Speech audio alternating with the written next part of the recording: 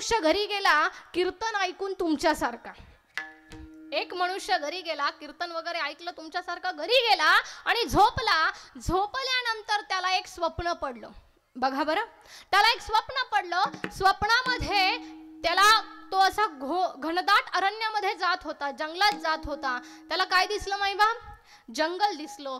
जंगलानंतर थोडा पुढे गेला, त्याला खूप सारी झाडी दिसली. झाडी दिसल्यानंतर त्या रातकिड्यांचा आवाज ऐकू आला, किरकिर किरकिर किरकिर. त्याचा जीव थोडासा घाबरू लागला मायबाप, त्याचा जीव थोडासा घाबरू लागला. आता एवढा जीव घाबरू लागला की त्याला काही कळेना काय करावं. म्हणून त्याला असं वाटलं की पुढे काहीतरी श्वापत तर नसेल ना, म्हणून तो हळूहळू पुढे गेला आणि त्याला वाटलं कुठेतरी झाडावर जाऊन आपण बसावं.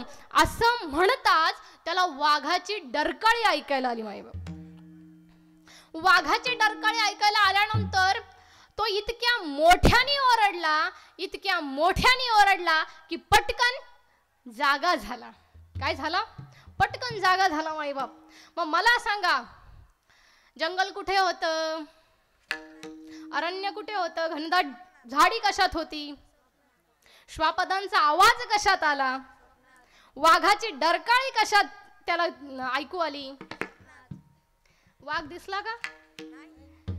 पण घाबरला ना. आणि जागा कशात झाला?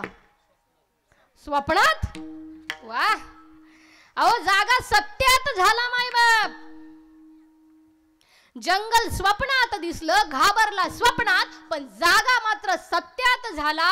त्याप्रमाणे आपल्याला ह्या अज्ञान रूपी निद्रेतून जाग व्हायचंय.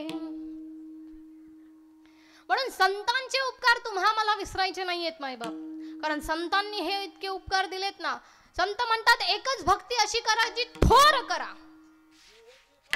भक्ती आवडते देवा, हेची थोर भक्ती आवडते देवा, हेची थोर भक्ती आवडते देवा, हेची थोर भक्ती आवडते देवा.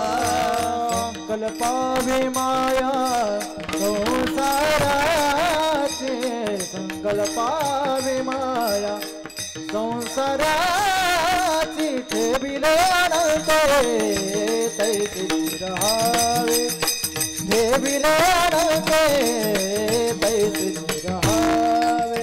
संकल्पावी माया संसाराची, संकल्पावी माया संसाराची, ठेविले अनंत तैसे रहावे, ठेविले अनंत तैसे रहावे.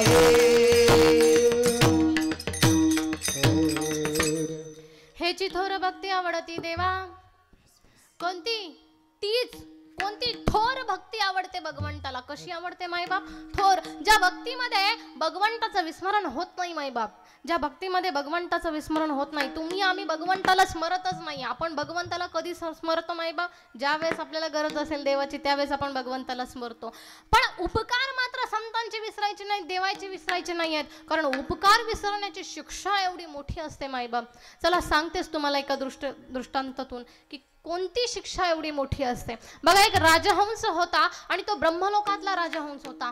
नित्यनेमाने त्याची दिनचर्या अशी असायची की ब्रह्मलोकामध्ये जायचं, ब्रह्मदेवांनी दिलेलं ज्ञान ते आत्मसात करायचं आणि एका जंगलामध्ये आल्यानंतर ते जंगल ज्या वेशीत होतं त्यातल्या त्या राजाच्या राजवाड्यात जायचं, त्या राजाला ज्ञानाचे उपदेश करायचे जे ब्रह्मदेवांनी सांगितलेले असतील. आणि अशी ही त्यांची दिनचर्या चालू असायची. 2 दिवस झाले तो राजहंस काही दरबारात आला नाही. राजाला काळजी वाटली, राजहंस दरबारात का आला नाही, म्हणून राजाने सेवक पाठवले, राजहंसाची चौकशी करा बरं, राजहंस आला नाही. आणि मग असं केल्यानंतर सेवक गेले. सेवकांना 8 दिवस लागला त्याचा शोध घेण्यासाठी, कारण तत्पूर्वी तिथे असं घडलं असं होतं की राजहंस राजाच्या दरबारातून एक दिवस आला, ज्ञान आत्मपरीक्षण करून आत्मज्ञान देऊन, आणि एका झाडावरती राजहंसाचं जे झाड होतं त्या झाडावरती राजहंस बसलेला असल्यानंतर त्याला थोड्या वेळाने दिसलं की एक मनुष्य त्या झाडाखाली निद्रा अवस्थेत आहे. त्याने बघितलं की अरे हा मनुष्य झोपलाय, पण याच्या डोळ्यावरती उन्हाचं जे आहे ते प्रकाश पडतोय, उन्हाची तिरमी येते, म्हणून राजहंसाने काय केलं, त्याचे दोन्ही पंख असे पसरवले आणि त्याला सावली केली. सावली केल्यामुळे तो मनुष्य 1 नाही 2 नाही 3 नाही 4 तास तब्बल झोपला. 4 तास झोपल्यानंतर त्या मनुष्याला जाग आली. त्याने पहिलं संध्याकाळची वेळ झालीये, आता रानातून जायचंय, अरण्यातून जायचंय, श्वापदांचे आवाज आहेत, पुढे कुणीही काही भेटेल, काही करेल, करायचं काय, पण त्याआधी तर भूक लागली आहे, पाण्याची तहान लागली आहे. आणि असं त्या मनुष्याला वाटलं आणि म्हणून त्या मनुष्याने वरती पाहिलं की एवढी सावली अजून का बरं दिसते, म्हणून बघितलं तर वरती राजहंस होता. राजहंस खाली आला, मनुष्य आणि राजहंसाचं बोलणं झालं. मनुष्याने सांगितलं मला तहान लागली आहे, मला भूक लागली आहे. मग राजहंसाने पाण्याचा द्रोण केला, जवळ असलेल्या तलावामधून पाणी दिलं. पाणी पिल्यानंतर राजहंसाला त्यांनी सांगितलं की मला भूक लागली आहे. राजहंस त्याला कंदमुळाच्या इथे घेऊन गेला. त्या मनुष्याने कंदमुळं खाल्ली. आता पोट भरलेलं होतं, पाण्याची तहान भागलेली होती, पण आता काय करायचं. मनुष्याला वाटलं अरे एवढा चांगला हा राजहंस आहे, यांनी मला एवढी मदत केली आहे, पण पुढे जर मी जंगलाचा प्रवास सुरू केला तर 8 दिवस मी खाणार काय. हा विचार आल्याबरोबर त्यांनी त्या राजहंसाला ठार केलं. ठार केल्यानंतर त्याची पंख छाटले, मान छाटले, डोळे साईडला, नाक साईडला, असं सगळं छाटून त्यांनी त्याचं मांस उचललं आणि तो रानात निघून गेला. पुढे त्याचा प्रवास सुरू झाला आणि ज्या वेळेस मागून 4 दिवसांनी जेव्हा ते सेवक आले, त्या सेवकांनी पाहिलं की राजहंस इथे मृत्युमुखी पडलेला आहे. ही बातमी राजाच्या कानावर गेली आणि राजाने सांगितलं राजहंसाला ज्याने कोणी मारलंय त्याला माझ्या समोर ताबडतोब उभं करायचं. सेवक निघाले आणि सेवकांनी अगदी मोजक्या कालावधीत त्या मनुष्याला रानामध्ये शोधलं, अरण्यामध्ये शोधलं आणि राजासमोर उभं केलं.